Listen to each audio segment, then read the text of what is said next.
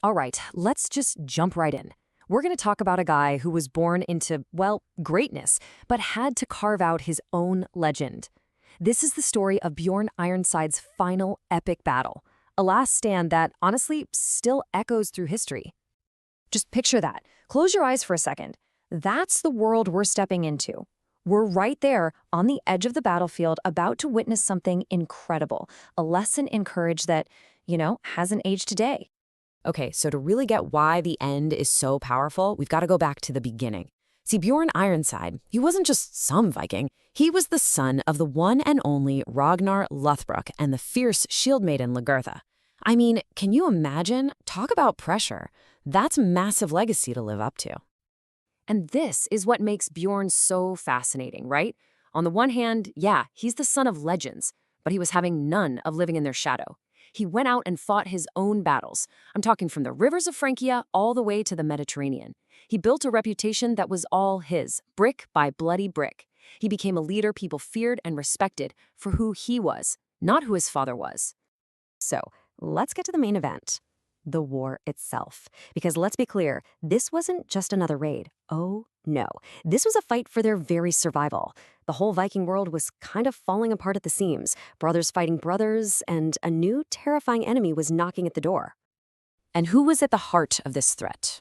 Family. Of course, it was family. Bjorn's own brother, Ivar the Boneless, was back.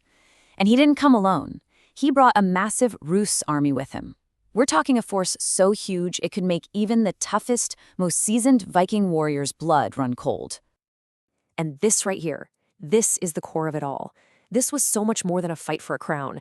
It was a clash of two totally different worlds, two completely different philosophies. You've got Bjorn fighting for honor, for his people, for this idea of what a Viking should be. And then you have Ivar, driven by pure raw power and this incredibly ruthless, brilliant strategy. It's courage against cruelty, legacy against ambition. Just epic. But, the giant army outside was only half the problem. Bjorn was fighting another war inside himself. He was badly wounded, weakened from old fights, old betrayals. I mean, his body was literally giving up on him at the exact moment his people needed him the most, the worst possible timing. And this quote, man, this just says it all about where his head was at. The odds? Impossible. His body? Broken. But did any of that matter to him? Nope. He wasn't thinking about his chances of winning. He was thinking about why he was fighting. His purpose was crystal clear, and his heart was absolutely ready. So here we are, at the turning point. Think about it. Any other person would have stayed in bed. And you know what? Nobody would have blamed them. But Bjorn, he just refused. He made a choice. He chose to get up, to get on that horse, and in that one moment, he went from being a dying king to something else entirely, a living, breathing symbol of defiance for every single one of his people. And that choice? Well, that leads us right to the climax of his entire story. This is the moment, the one that separates history from pure legend. His last ride. It wasn't just about fighting. It was about creating an image that would be burned into memory forever. Because here's the thing. The enemy thought he was already dead. Ivar, the Rus, they were totally confident. They'd heard the rumors. The big obstacle, the great Bjorn Ironside, was out of the picture, dying in his bed. They were so wrong. Just try to imagine what that looked like. His army, ready to break, ready to run. And they look up, and there he is, their king, the man they thought was dead and gone, riding out all by himself to face this massive army. In a single heartbeat, everything changes. Every bit of despair turns to hope. Every drop of fear turns to pure rage. That one act, that ride, was more powerful than 1,000 swords. It was a message to his people, remember who you are. Remember you're fighting for honor, for everyone who came before you. And then, as the arrows hit him and he still didn't fall, a legend was born, right there on the battlefield. The Rus started whispering, he can't be human, he's touched by the gods.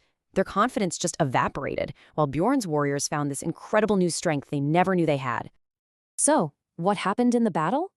You know what? It almost doesn't matter. The actual result is secondary. Because Bjorn's final act, it wasn't really about winning a war. It was about forging a legacy so powerful that not even death could erase it. And that's the real lesson here, isn't it? True victory, at least the way Bjorn defined it, it isn't about winning. It's about sacrifice. It's about lighting a fire in other people that's so bright your spirit just keeps on burning in them. He knew he wasn't walking off that field, but he made damn sure the idea of Bjorn Ironside would. And this is where a story from centuries ago suddenly feels really personal, right? I mean, think about your own life. How many times do we face our own unwinnable battles?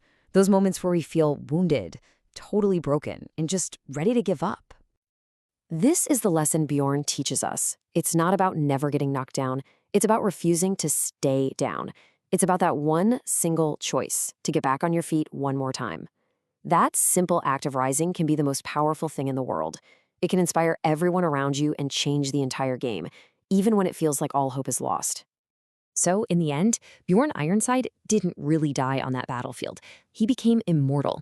He lived with such intensity, such fire, that the world simply couldn't forget his name. And that kind of leaves us with one last question to chew on, doesn't it? What fire are you going to leave behind?